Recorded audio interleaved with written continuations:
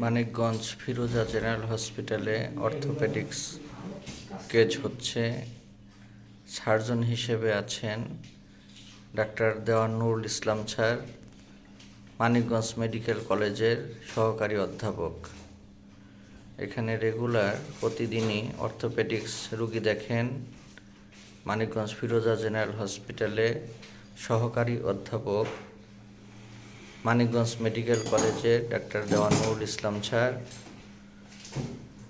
প্রতিদিন চেম্বার করেন এবং অর্থোপেডিক্স অপারেশন করেন। আমরা সেই দৃশ্য এখন দেখতে পাচ্ছি। ইনি হলেন ডাক্তার দেওয়ান নুরুল ইসলাম স্যার,